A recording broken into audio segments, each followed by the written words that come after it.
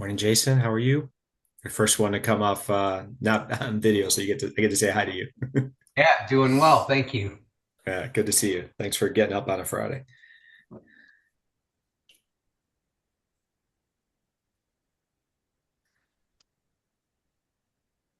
Well, good morning, friends. Thank you so much for joining us on this lovely Friday morning.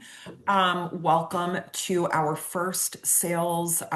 It's our first sales webinar while I have been around, but it's our first sales presentation of the year, and we are really happy to have with us Howard Fisher from Hantarra. Howard did a presentation for us. In the summer last year, and really grateful to have him as an education partner with us. He also works with the 1, 2, 3 Grow and the Sales Accelerator program that Ray from our team um, supports. Or it's his program.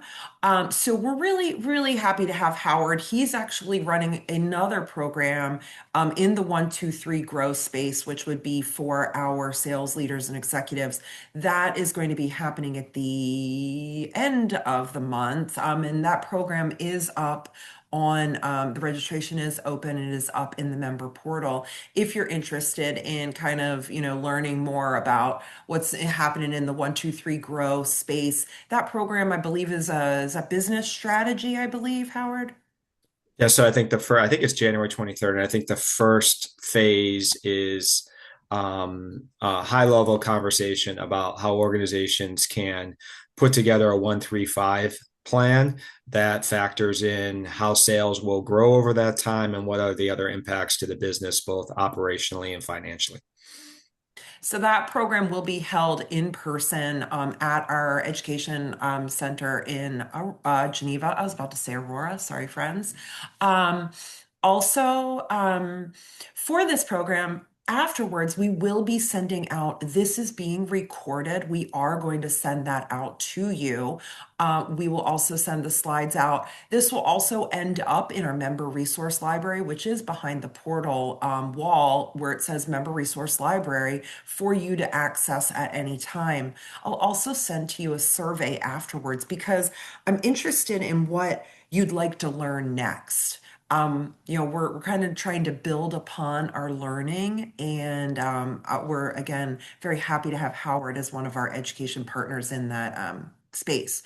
So I'm gonna let you take it over, Howard. Thanks again so much for taking the time and sharing your expertise with us today.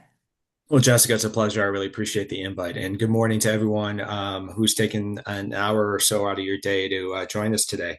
Once again, my name is Howard Fisher. I am the founder and trusted growth partner at Hantarra, which is powered by Sales Xceleration.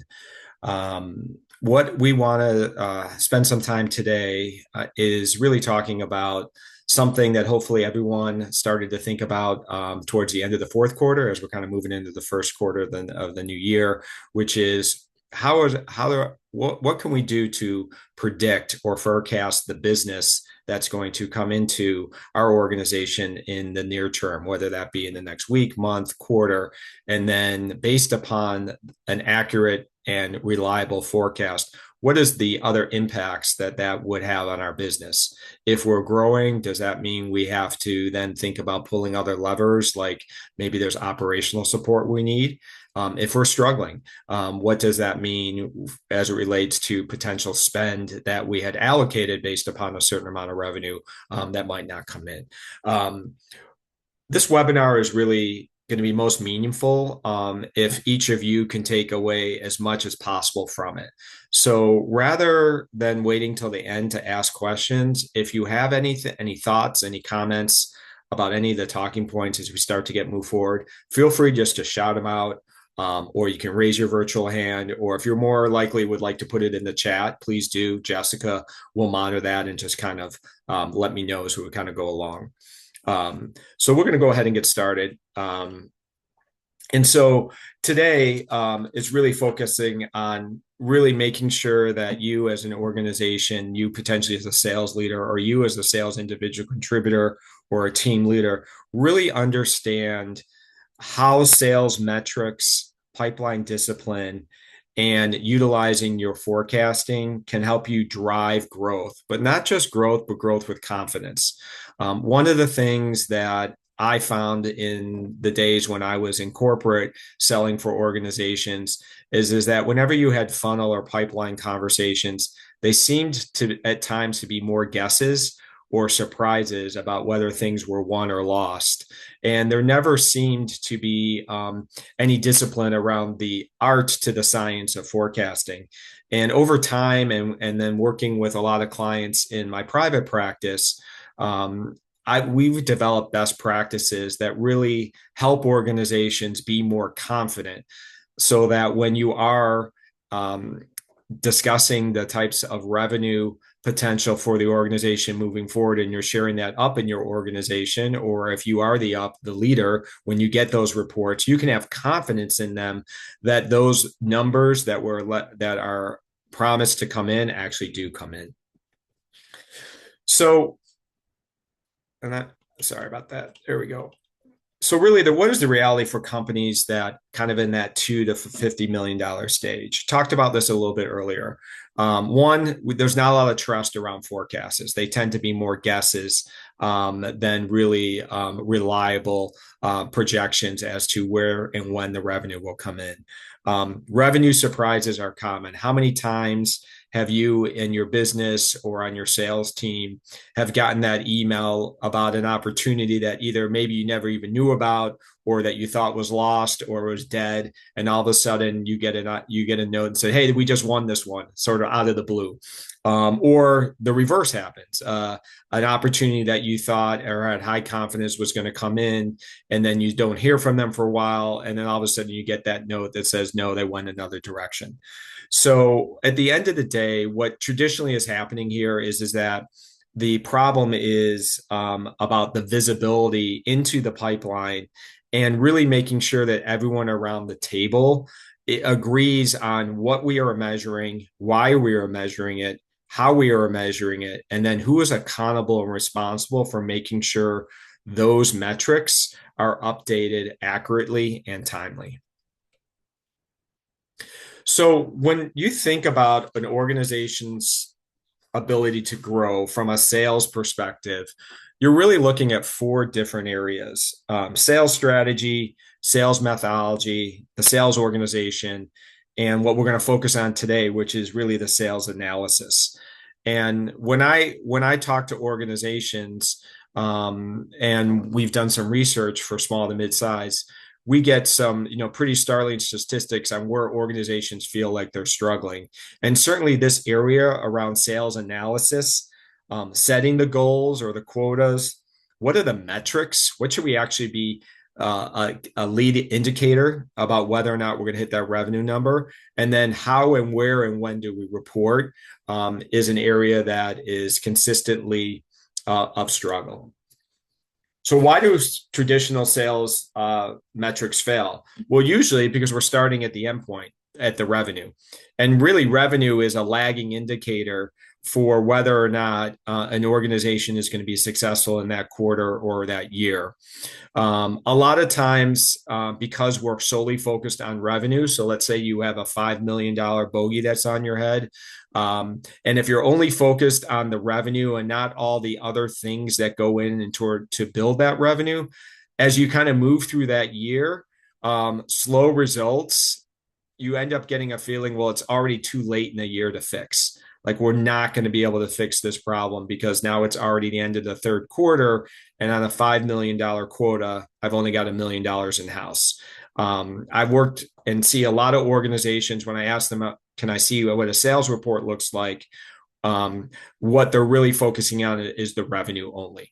What is the revenue? What's the opportunity? And how much revenue is that in? And then maybe or maybe not, there might be someone's gut feeling as to when and how much it might close by. Another area why these sales metrics traditionally fail is we're not focusing on the right activity and the right results. And what I mean by that is really taking a step back for organizations and really understanding what is our sales process? Where do our leads come from? How do we qualify those leads? What do we have to do in order to qualify those needs? When we get into the discovery stages, do we have all of the right information? Have we thought about exactly the data that we need from the client so that as we go to a proposal, we can have confidence that our proposal solution is meeting their needs, so that when we start to project things out in the pipeline, we have a higher degree of faith that those will come in as we anticipated. The other thing is that most organizations celebrate one thing: winning.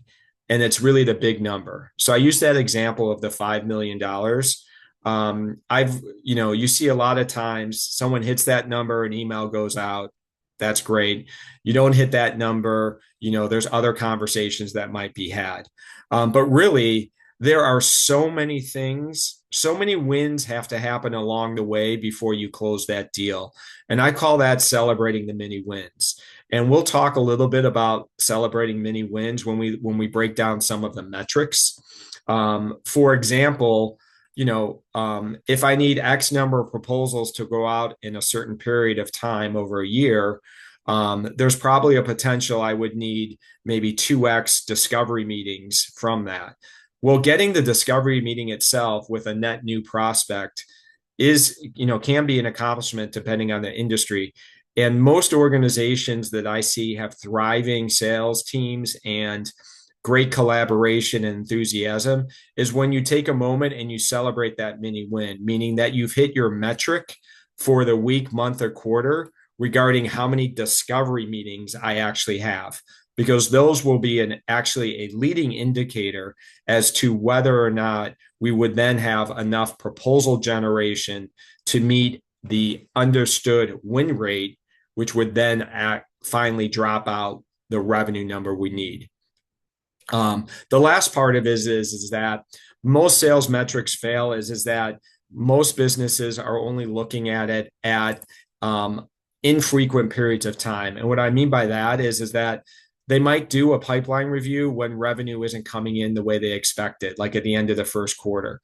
That is way too infrequent. And if you aren't doing consistent pipeline reviews with your team and asking the right questions and getting the right answers and or agreeing on what are the next steps we need to get the right answers from the client, it prevents organizations from being able to course correct.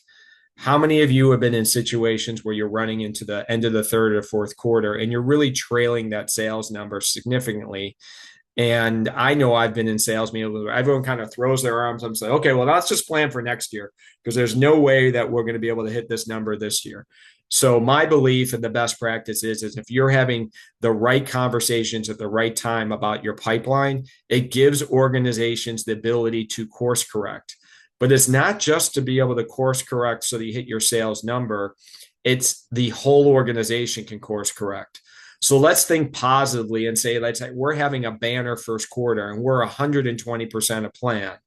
Well, that, if we're in a manufacturing business, that could have a huge impact on our manufacturing, our ability to deliver, when we can deliver, depending on what those stages are once it's post-close. So the operations team or the operations leader is going to need to know well in advance of the 120% coming in so that they can plan for resource allocation. Maybe it's a second or third shift. Maybe it's extra people.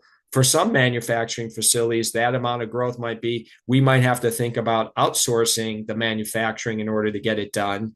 Or maybe is it time for us to pull that lever and increase our space? So course correction is a vital part of all businesses, and it starts with the sales. So here are some metrics that drive predictability. Not to be surprising is win rate.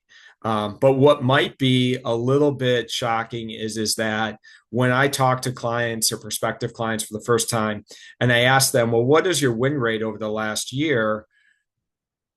I sometimes get, like I just did there, pauses, or I'm not really sure. It's hard for us to tell. Our data isn't accurate. I'd be hard to say that. If you don't know what your win rate is, it's going to be more challenging for you to put together sales metrics that you can be confident on that would then drive the appropriate win rate to fuel the revenue that is being asked for from the sales organization.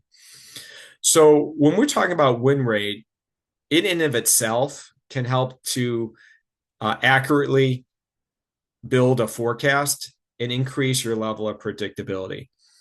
It also allows a sales leader, a founder, a business owner for the sales team to really diagnose sales effectiveness. It's not about effort. Win rate is about effectiveness, not effort. It also, by understanding your win rate, will allow you, as we start to talk about other metrics, to drive better pipeline discipline. What I mean by pipeline discipline is that everyone's in agreement when certain opportunities move from one stage to the other based upon your sales process, and making sure that the salespeople understand what they're accountable and responsible for as it relates to every aspect of the sales process and moving opportunities through the pipeline. And win rate obviously is a leading indicator of a healthy pipeline. Hey, Sales Howard, cycle. can I ask Yeah, a yeah, question sure. on that one? Yep. So win rate in today's world, are you looking at that on, I guess is the current way to look at that based on opportunities that we have turned into opportunities from prospects? Or do you base that on all prospects? I've seen 100 face-to-face calls this quarter, and my win rate on 100 face-to-face was this, or is it, you know what I'm saying? Or is it Yep. like I've only turned 10 into opportunities, so my win rate could be better because I only turned 10 into opportunities? I'm just Yeah. curious, So kind of really, look on that. yeah, Jason, really good question. And being a recovering attorney, I'm going to give you my best attorney ever. It depends a little bit on the company and the situation and how well they've been keeping data over time. I would say that for most organizations, understanding your win rate when you are after you've kind of qualified the opportunity. So if you've gone into your CRM or if you're working out of an Excel database, and after your initial introductory conversation, you've identified that and the client has articulated a problem that they have, and you as a company have a solution, and you both agree you want to talk more about how a partnership would look like or how your solution would work for them. When that's qualified and you actually go in and you open up that deal, or you start to move that opportunity into what I call the proposal generation stage, to me, that is a marker that I would then want to bench against what my win rate is.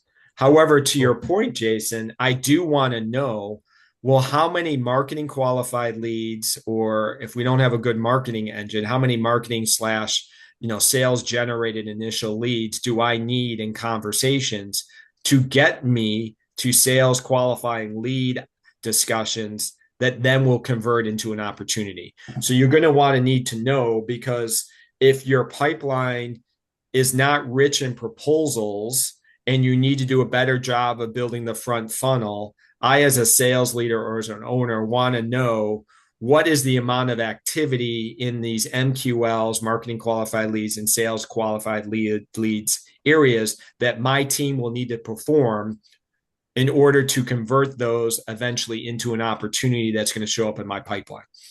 So it's a little bit of combination of itself. Some organizations take a look at the entire pipeline from the moment it's a lead. Obviously, that win rate's going to be a lower percentage.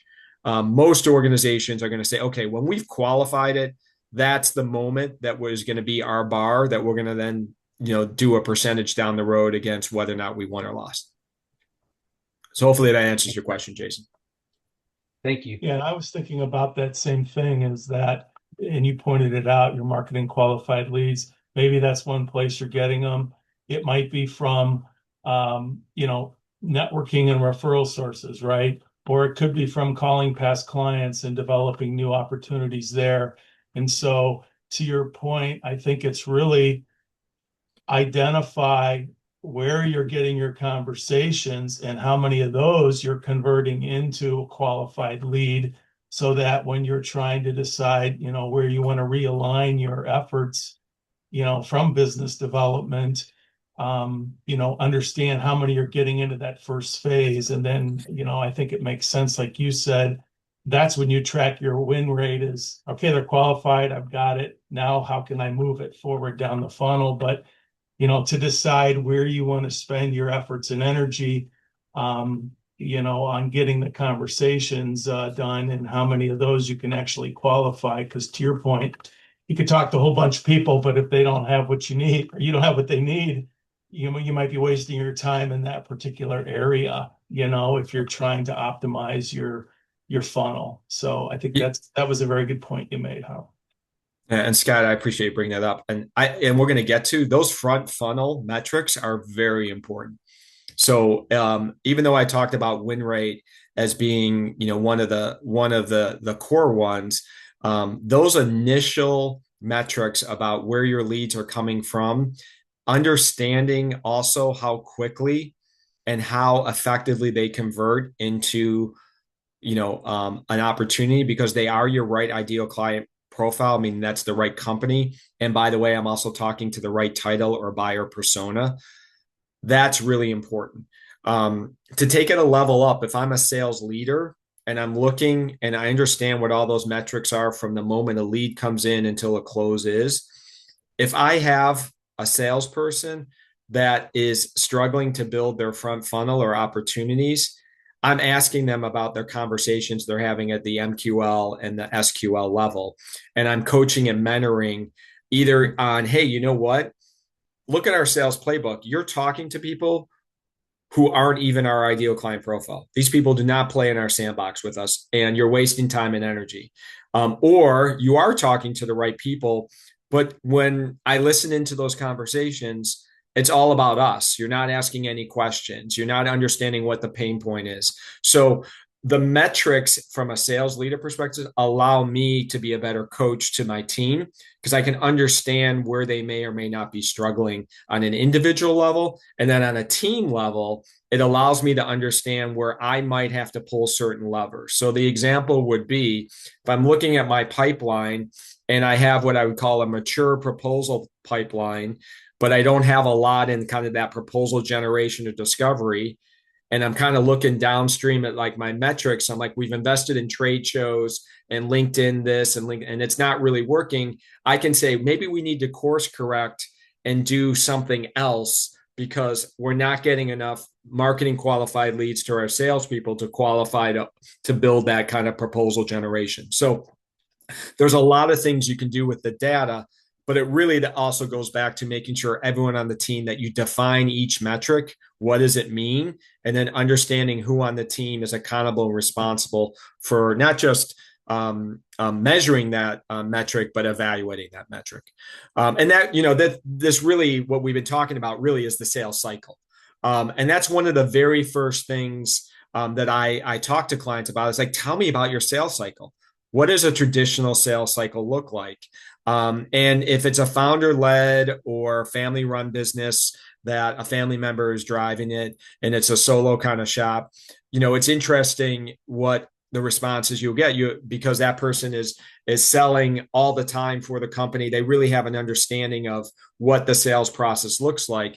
A little broader team, you'd be amazed at organizations that have not documented their sales process, which includes their sales cycle, that you can talk to 5 different people and you'd think you'd be talking to 5 different companies about their sales cycle, because nothing is in line about who we need to be talking to, when, why, and what do we actually need to move them in the forward. So this is the part that Scott kind of alluded to, is like, you have to understand the length of each cycle. So if I'm a new business rep and I've got to spin up my pipeline, well, as a business owner, if I've done this in the past, I'm going to want to have some metrics in place to say, hey, you know what? You're going to need about 100 qualifying conversations to get to 20, that you feel that you want to then move to that next step. So over a period of time, whether it's emails, phone calls, networking events, or in-person meetings, video meetings at trade shows, this is the type of volume you're going to need at that stage.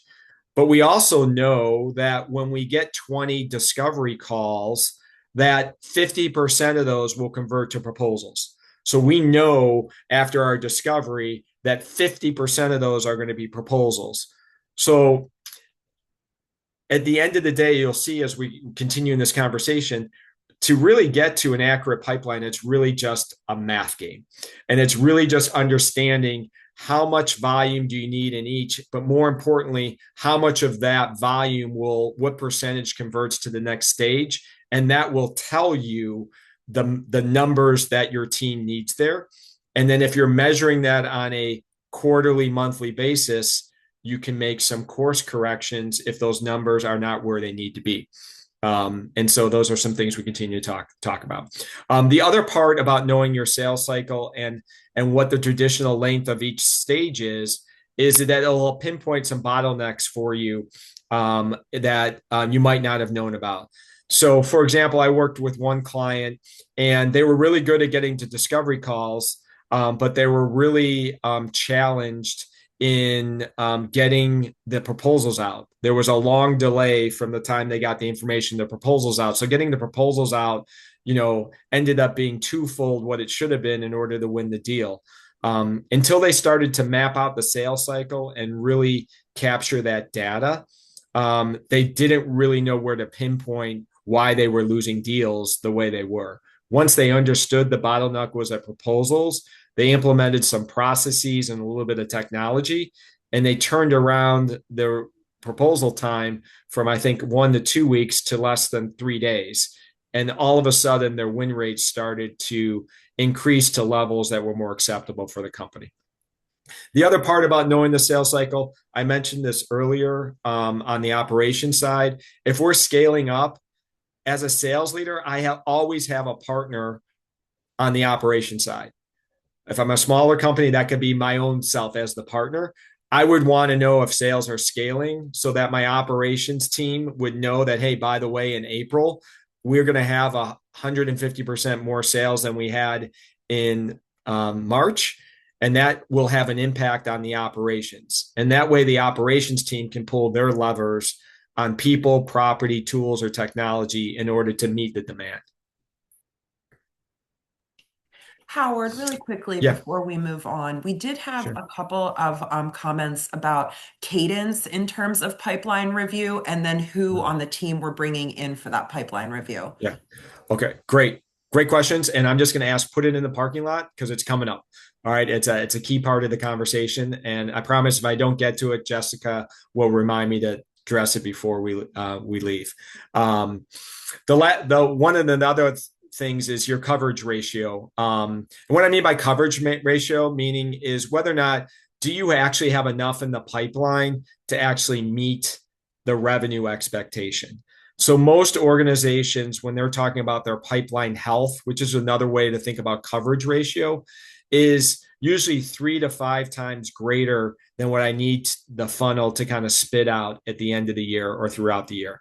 So if I have a $1 million goal, I need to make sure my pipeline at all times, a healthy pipeline, is between $3 to $5 million. It assumes about a 30% win rate for most organizations. Obviously, that number can flux if your win rate's at higher or lower levels, but it's very clear. For example, if you look at your pipeline early in the year and you have this big audacious goal out there and you have nothing in the pipeline, well, you sit there at a moment, you're like, well, I know what I need to do. We got to build the pipeline, quite obviously, because there's not enough revenue in here in order for the cut. Even if what we closed, it still wouldn't get us to our revenue number. So making sure you have the right coverage is important. The ratio of 3 to 5 is also going to tie into how you establish sales goals for your team. And we're going to get to that in just a second. Average deal size. This one is pretty self-explanatory, but if I'm $1 million and each of my deals is $250K on average, well, I know I need 4 deals a year, right? It's really important that you're keeping an eye on deal size because it impacts the number of deals required. I work with one client and we had a target of $5,000 a month in revenue. So 60 grand a year in reoccurring revenue. That was the target. We were through the first quarter, and guess what? We were at $3,500. So what did we know we needed to do if everything was going to remain the same, selling at 3,500? We had to up our quantity, right? Because we had built a pipeline on, a certain amount. So making sure you understand your deal size. The other thing here is make sure you account for anomalies. I have one client, and first quarter last year, they had one very large deal that was like over $5 million that really kind of put everything out of whack. It was a whale of whales for them. So when you're thinking about your average deal side and your traditional business, just make sure you're accommodating for a one-time hit on the upside, or maybe it's even a low hit on the bottom side. You don't want that to really skew the average deal size. So those are some of the metrics that you want to be thinking about. And there's others that we can talk about, but those are usually the core ones that get an organization going. And now we're going to focus in a little bit on some of those things that people are asking about. Well, what's the cadence of the forecasting? What do we need to be looking at? How do we set sales goals? Things along those lines. So this is where we can start to talk about moving from guessing to knowing. And this is really how you can build a predictable sales pipeline. So I'm going the wrong way. I apologize. My thing is a little screwy here. Apologize about that. So here's the first one. So there we go. I got it under control. Setting stretch sales goals. You want to make sure that your sales goals are 10 to 50% higher than whatever the revenue budgeted number is for the organization. Why is that?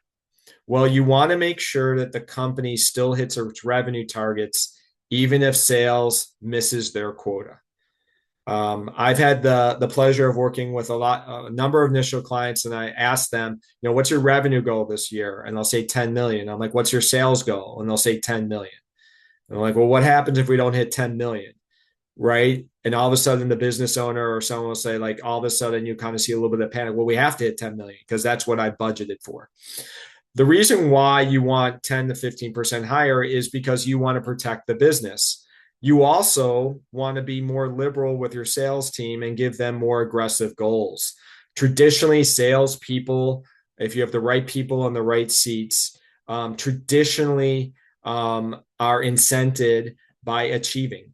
And if you have your compensation aligned to the activities that are going to drive the right results, you want to give them opportunity to earn more. And by earning more allows the company to earn more profit, which also allows you a better opportunity to make sure that you hit your revenue number. We talked a little bit about letting the numbers kind of guide you. So this is where the numbers can paint your pictures. So let's start at the beginning. If I'm thinking about building out sales metrics, my first thing I'm going to ask is, where are my sales leads coming from? Some people will say they all come from referrals from the owner. They all come from client referrals. And I'll say, okay, well, how many leads are we getting like that a year? Other organizations will say, hey, we're deeply vested in email campaigns and social media. I'm like, okay, well, how many leads come from there? Oh, we also do trade shows and we also do educational forums. Okay, great. So you kind of take a history of where all your leads coming from and how many. And then you have a realistic conversation. And hopefully over the course of time, you've kept the right data so that you know when the leads are coming in or where someone is actively working a lead. You ask yourself, what percentage of leads are then qualified? Well, Howard, what do I mean by qualified? For me, it's very easy. The client has a stated problem. They have a sense of urgency that they want to fix or solve that problem. And I have a product or solution or service that can fix that problem. That's qualification. And if that happens, then I want to know from how many conversations from my leads am I having where I end up with a check mark next to they are qualified. And once I understand that percentage, I'm then going to say from those qualification conversations, how many of those then turn into proposals, whether it's an email proposal, a formal proposal, an RFP, something where we're putting pen to paper, and we're saying, I can do this for Y. And then I want to know how many proposals are actually won. And then those numbers are going to tell me, based upon the percentages of the conversion, how many leads I would need in a given period of time that would then, I would have confidence would convert into qualified leads, that I then would have confidence that would convert into opportunities that would move to proposal, that I then would have confidence would close. And those are also the KPIs that I would be assigning to my sales team, saying, hey, you are responsible for having 15 introductory lead conversations a week, and you have to convert 20% of those, 2 or 3 a week, into qualified leads. And then you have to have 2 to 3 qualified conversations over a certain period of time, let's just say a month, and you need to convert those into written proposals. So let's say the goal is just 1 written proposal a month. Well, then you need to convert, I only need 6 wins, 50% of those to wins. Those are just kind of basic numbers. But once you understand the numbers, it's really easy in order to get there. I also have developed just kind of an Excel calculator that you guys got punch in these inputs.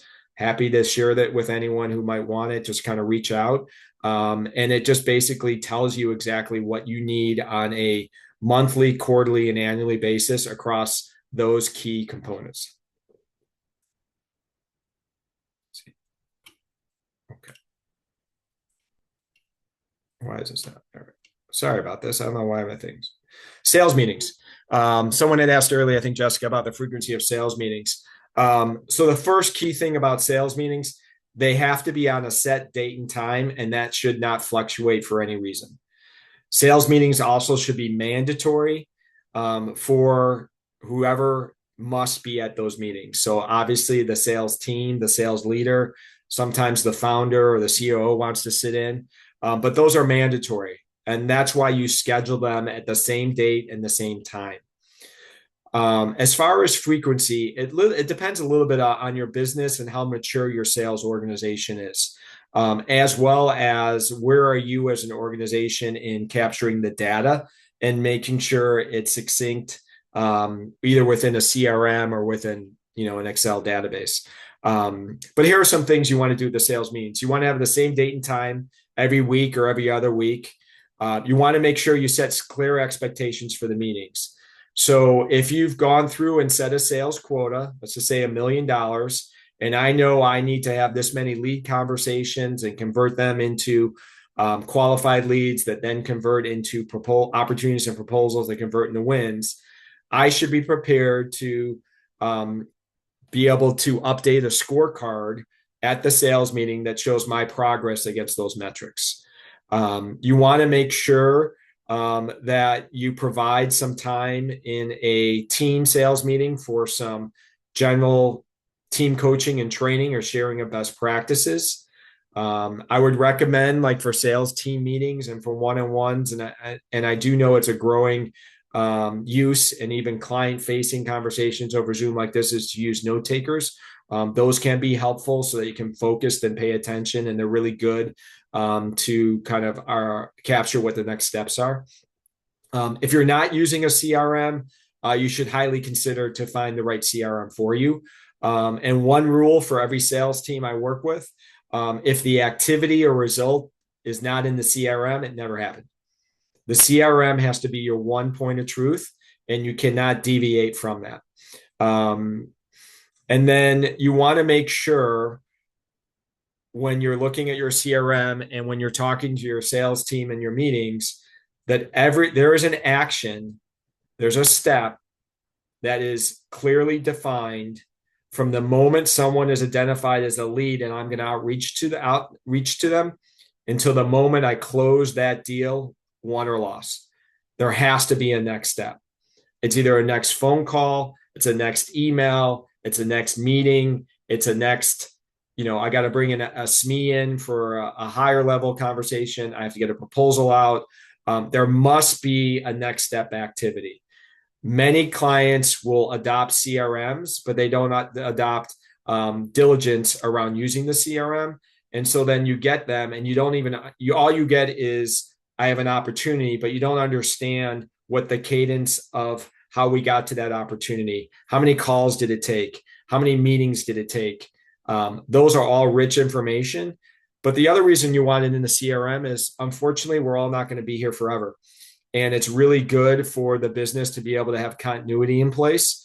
And so all those notes and steps should be in there so that if Howard's not at work one day, Scott can jump in and understand where I was on this opportunity. And my next step was to have a meeting with Jason at 2:00. And here are all the notes. And here's what we're going to talk about. So the business can continue if Howard's out sick or I'm just not there for that day. All right. I'll get this right. The last part of this is you must document a sales plan. A sales plan is a key part of developing and having confidence in a sales pipeline. It's really important because it's going to align your sales goals and your KPIs. It's also going to do one other thing. Sales plans should be written by the sales leads, not necessarily by the sales leader. It should be validated by the sales leader. It should be approved. It should be consulted with. But your individual contributors should be developing the sales plans because they should be giving you the roadmap as to what activities and how much of those activities and who and what activities and where are they going to be doing in order to meet the metrics that you've outlined in front of them so that they can hit your sales goals. Sales plans also allow you as a sales leader to make quicker course corrections. Everyone should be having at least quarterly business reviews with your sales team members if you're a sales leader. And the most important thing that I didn't mention in the sales meeting that I'll mention now with the quarterly sales meetings, the sales leader should be doing 20% of the talking. The individual sales contributor is like a mini entrepreneur in your business, and they should be able to articulate what's working, what's not working. Here's what we agreed to do. Here's what my results are. Here's where I need help. And the sales leader or the founder or owner sitting in that meeting should be simply asking open-ended questions that should give them clues as to where there's bottlenecks in their business and or potentially where there's coaching or mentoring or opportunities for your individual contributor. So documenting sales plans is really important. Howard, yes. When we're talking about our sales goals and one of the things you mentioned was increasing those sales goals, how transparent are we? Narelle asked, are you transparent with the sales team on the sales goals versus the company goals? How does this impact the company if you are increasing it to build a buffer in? So, sorry, do you still financially reward meeting company goals just more if hit 10 or 15% over company goals? Sorry, guys. Yeah. Yes, Neil. So I was saying, how does it impact comp? If you're saying, okay, the company goal is like ours is 6% growth. And you're saying, okay, the sales goal then needs to be 16 to 21%. Mm-hmm. But then are you saying that because we need that much buffer to then hit it? Like, are we still, their compensation is based on company goal or sales goal, which is 10 to 15% more than our actual goal? Yeah, really great question. And once again, I'm going to give you my lawyer answer. It depends on the organization and kind of how the comp structures are set up. Some what I think there's two things to consider is that the revenue attainment for the sales team is directly tied to the revenue performance for the organization, but it's not necessarily a one-to-one ratio on their own individual compensation. So to go back one step, so I really want to make sure that if my business needs $1 million a year to run at a X% of profitability, and I know I need that, I'm going to make sure my salesperson, and let's say it's $1 million of net new revenue every single year, that their goal and how I'm going to make sure that they make 100% of their on target earnings, that's going to be like $1,000,001.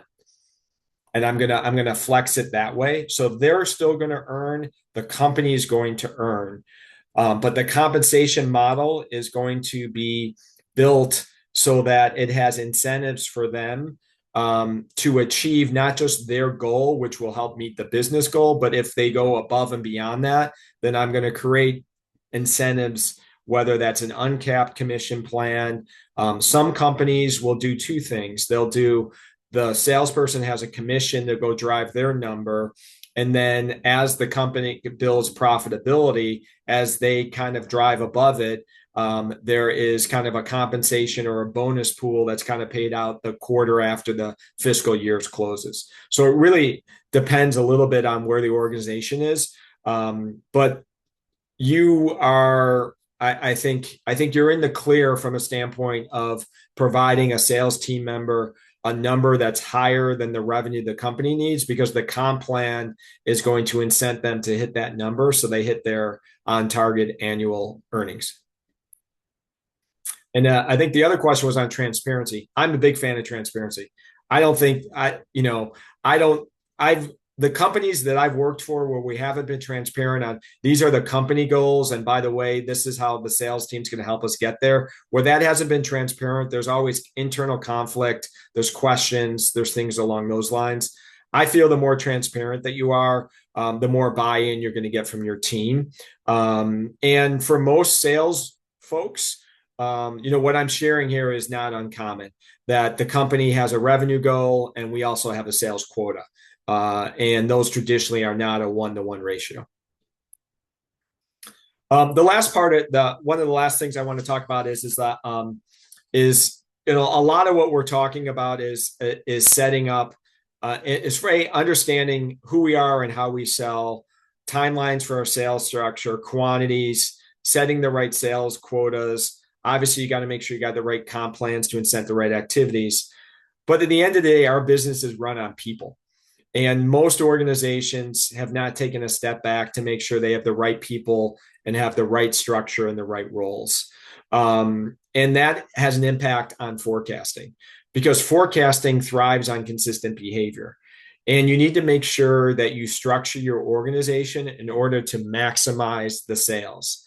So many organizations will try and do two different types of selling with one person, or they'll have someone in the organization that's been there for a long time in sales, and they're asking them to do something that either they're not comfortable with, they're not competent with, or they're just not going to be able to want to do. So when I work with companies, I traditionally find that someone is in an inside sales role, but they're also customer service, but they're also supposed to go find net new clients, and they're supposed to grow existing clients, and kind of a jack of all trades. Well, in sales, there are actually, sales assessments and core traits and capabilities that really demonstrate that there are people who are really more geared towards going out and finding new logos and hunting and building that relationship and securing the deal and then handing it off to someone who's an internal account manager or a farmer. And there's other people who are really, really good at taking existing relationships and growing them deep and wide. So that's something to think about, is like, what is the job description for this role? And do we have the right sales traits, characteristics, and capabilities in the person that we're asking to do that? The other part is that I've been in many companies where the top salesperson has been asked to be the manager. Going out and getting sales and managing and leading a sales team are two different skill sets and mindsets. Most individual contributors, hunters who like to excel, like pats on the back. They like the acknowledgement. They like the recognition. And when you move them into a manager seat, really the manager and leader, it's really about the team. The team success is much more important than my success as a leader. And traditionally, being a sales leader does not necessarily mean you earn more than being an individual contributor. So there's all these different factors. So you really need to make sure that when you're creating your sales roles, you really understand what are the goals, what are the accountabilities and responsibilities, and then you have to align the skill sets to those. That's where you're right. You're going to get the right people in the right structure with the right roles, and then you're going to get predictable behavior as it relates to your pipeline. All right, this thing is not working well today. So those are kind of like, we're getting close to the top of the hour. So those were kind of the key points I wanted to share. I think at the end of the day, from my perspective, if you understand your sales cycle and what your metrics are going to be, and you've documented your sales process, and hopefully using the appropriate client relationship management tool where you're collecting this data, and you have the right people in the right seats, I really do think that's a formula for success, to have confidence that my pipeline is going to deliver for me and for the company. So I'm happy to take some additional questions. I don't know, Jessica, if there was anything else in the chat, or if anyone has any comments. Yeah, so I did see in here, two people have asked if we could include that Excel spreadsheet calculator. If you wouldn't mind, Howard, I'll make sure everybody also has Howard's information so that they can reach out to him. That will all be included in that email. So Howard, if you're able to send that to us and share it, that would be fabulous. Yeah, I'll send it to you, Jessica, and you can just circulate to everyone came on it. It's pretty self-explanatory, but if you have any questions, or it's not working properly for you, let me know, and we'll get on a quick call, and I'll walk you through it. We also have a couple of CRM statements. Maria said we use HubSpot to track activities. And then Joe asked if anyone is using CRM in NetSuite. If so, he would like to connect. And Joe, if no one connects with you, I do have someone on my team that's a CRM expert. So if you want to talk to anyone just about NetSuite, and either implementing it or how you use it or anything along those, just reach out. I'll put you in touch with them. Hey, Brian, how are you? I think you had your hand up, Brian. Maybe yeah, not. I did. Sorry, I was trying to find the unmute button after I was trying to get rid of the raised hand. Sure. A question I've got for you, Howard. Both of the two companies that I run have never had a salesperson, never had a sales call made, and have just existed because our customers keep calling us. And it's been a lovely little experiment to keep these teeny tiny companies humming along. But 2026 is the year of sales focus for me at both companies, and one of which we've already started the Grow 1, 2, 3 plan. You mentioned earlier that a top sales performer does not necessarily a great sales manager make. I'd like to ask the inverse question. As we haven't ever had any top sales performers, if I'm starting to hire sales staff, what are the pitfalls you've seen, if you've come across this before, of having them report to a non-sales manager, but a good manager? And what would that person need to keep in mind if they've not been a sales manager before, until we build up enough sales team to have a sales manager and top sales performers and all those things? Yeah. So, Brian, I'll address the first thing.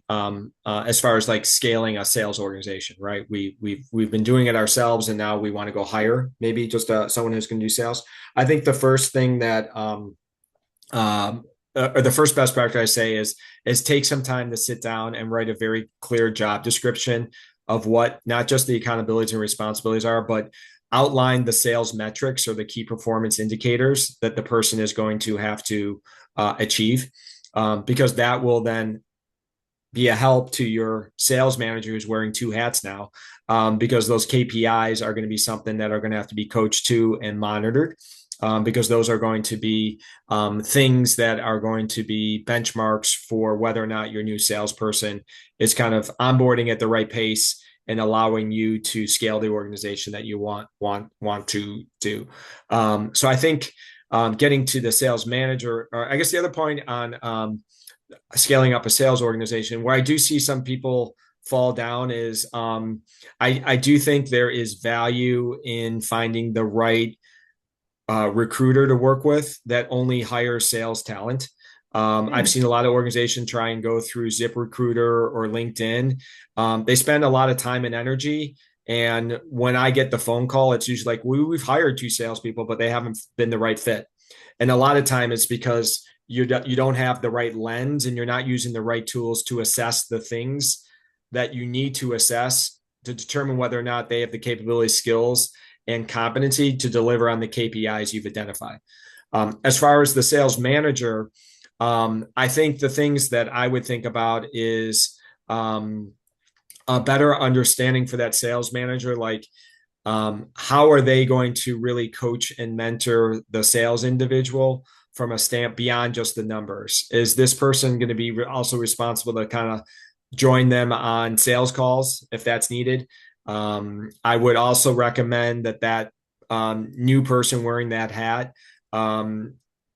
really lean into sales coaching that is a little bit about observation, but also being able to step in and do the doing. A lot of new salespeople into new companies like to see how it's done. Whether that's the initial discovery call or drafting the proposal, whatever it might be. So that sales manager who's wearing a couple of hats is going to have to be, a little bit hands-on and not. The numbers are important, but I think more the assimilation into the culture of the company is going to be the greater long-term impact for companies like your, Brian, that are trying to scale from founder-led or customer-driven to something that is a little bit more organic. Super cool. Howard, thank you very much. That was really thorough. Yeah, of course.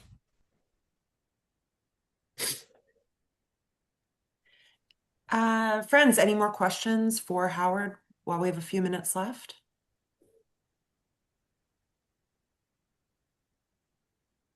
Jessica. I've got one more. Oh, go ahead, Nora. Oh, thanks, Brian. It's weird seeing you without a bow tie, by the way. It's not Tuesday. Maybe I missed it. The frequency, like best practice for pipeline review, and if it's one-on-one or as a group. Yeah. How big is your sales organization? How many salespeople do you have? Depends on how you define salesperson. I would say we have 3 account managers, 1 business development person, and 1 marketing person. Okay. So you definitely have a sales team meeting. That's more high level. That's best practices. That's learning. That's also going over the team KPIs. That should be happening at least once a month. My account managers, depending upon the sophistication of my business and really where the growth is from my existing clients, I'm either doing those once a month or once every other week. And then so twice a month or once a month, depending on the organization. And for new business, I'm going to once again defer to a better understanding if the person is new versus someone who's a little bit mature and has a pipeline. If they have a pipeline and they're mature in the role, I probably would treat them the same as an account manager, every other week or once a month. If it is someone who's new, we're doing that weekly until the pipeline gets to a level that I have confidence that it's going to be successful for that person. So that's really, some markers you can look at. But to summarize, sales team meeting at least once a month, and then your one-on-one should either be once a week or once every other week, or it could be once a month as well, depending on the sophistication of the business. Okay. But I would recommend that you make sure that you have quarterly business reviews, which are going to be longer in length and more detail, and going to be really looking at that sales plan and all the stats from the first quarter for everyone, usually in the first week or 2 after the quarter closes. Yeah, I got one final question if we have time for it. Howard, how do you define inside sales versus outside sales? I know kind of what's in my mind, but I'd like to hear your official view of roles and responsibilities. Yeah, so really great question. It's also it depends on the company as well, but like when I think of inside sales, I'm usually thinking of someone who is has a client base that is also someone that is able to sell consistently over the phone or emails or through videos, as opposed to being in someone's office or meeting someone at a trade show. I think of someone who's more of an outside sales as your traditional hunter. Like I'm going to go find logos. I actually have to build that relationship. I actually have to go network in in-person events. Someone who's doing more like enterprise sales or things along those lines, I'm going to think about it more outside sales.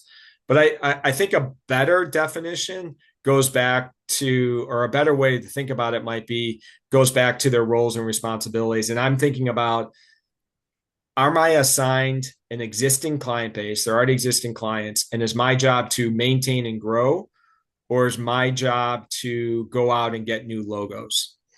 Or potentially drive a hybrid where I'm being asked to do a little bit of both, which those happens in a lot of organizations. And for me, I'm not necessarily concerned about inside or outside. I'm usually more concerned about like account management leans more towards existing clients, account executive, business development is more, I'm going to go out and chase net new logos. So I don't know if I muddied the waters for you or I cleared them up, but that's the best answer I can give right now. Successful sales reps often become inside sales reps because they get a little bogged down on the account management side because they have this book of business. And our struggle is, you know, having those people out and getting the business. And then, you know, is it a whole other job? Somebody just like farming our existing business? Do we split that role up? You know, once you get that account, now the inside sales rep's kind of working it. I don't know. There's a couple ways to go about it. Yeah. So my thought process is that if you've defined your sales process and the journey for your client and it makes sense, if I've built that relationship and during that sale, they kind of understand like I'm going to be the, you know, person that's going to get them to a certain point. And if you've documented kind of a kickoff or a handoff and you have a lot of other products or services to upsell them in future, I think it's not standard, but I think it's well established that you can have an outside hunters close the deal and then are successfully handing it over to account managers or folks that are handling existing client relationships. And then you release that that new person to go out and find the next new logo. Like you're leaning more into what they're more likely to want to do. How would you recommend compensation for something like that? I think that net new is more highly compensated on the commission side. So there's a higher commission, lower base. And if I'm an account manager, I'm maintaining and growing existing revenue. It's a higher base and a lower commission. Or a lower base or a higher base and a bonus program based upon maintaining and growing the existing revenue. And then if you have add-on products, you can create buckets that you could emphasize and say, hey, we've got these other 3 or 4 solutions. And if you can sell in all 3 of these buckets to this many clients at this level, at the end of the year, you know, that following quarter, you're going to get a bonus as opposed to a commission. Thank you. Yeah. Brian. On the similar vein to the difference between an inside sales rep and an outside sales rep, can you speak for a moment to how you feel about having sales staff versus using an outside party? And the context for my question is that one of my 2 companies, one of my investors, his background is in sales and marketing, but it's all Google, Facebook, Twitter type of sales and marketing. And I brought him in so that I could have a difference of perspective on the board. But he's pushed very hard that we should never hire a single salesperson and just use people in Ukraine or Indonesia to do all our sales for us. That's software and that's not manufacturing. And that's an extreme example. But anything on that subject of hired staff versus reps or third parties or something would help me in my conversations as I try to develop a sales focused organization. Yeah, well, I would first start, Brian. Well, what do your clients expect? Or what do your prospective clients expect? What kind of experience do they want with your company? And what is the traditional way in which they buy?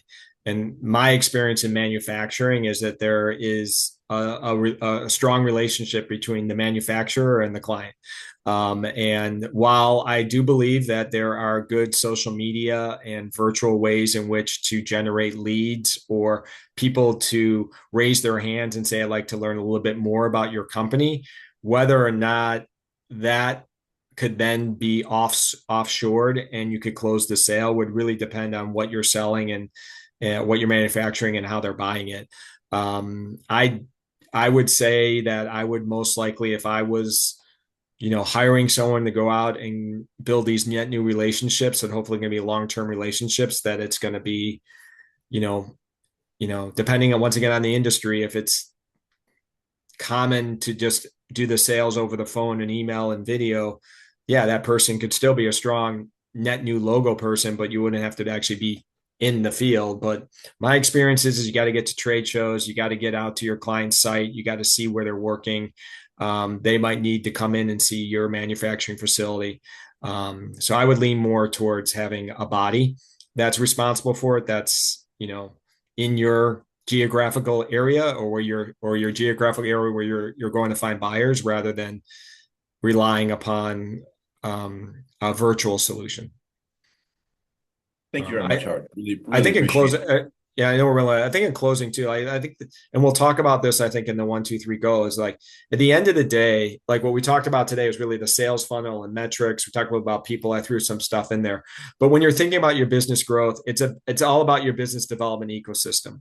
And it's the intersection. Once you understand where your business plan is and where you want to be in 1, 3, 5 years, then it's the responsibility of the sales plan to fuel the business plan. It's responsibility of the marketing plan to ignite the sales plan. So your business development ecosystem, how sales, marketing, and then how you use technology, like Brian had brought up, how those all interact is really the environment that you want, that you will then be able to build and have confidence in that year over year, you can get the growth that you want. And so that's coming more in the 1, 2, 3 grow, but hopefully everyone got a little bit, or at least one takeaway that was helpful for you today. And if not, I do apologize, but we'll get you this information. And at the very least, maybe the Excel will be helpful for you. Howard, based on the comments, there's lots of great takeaways. So thank you so very much. I'm really glad that we're able to record this because I do think you have a lot of really great content. And I imagine that the people here probably would like to also share that, with people on their team.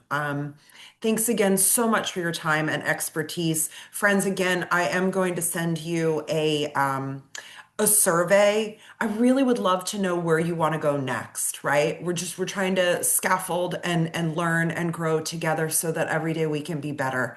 Thank you so much, everyone, for attending. We appreciate your time on this Friday. I hope you have a wonderful weekend. Howard, thank you again.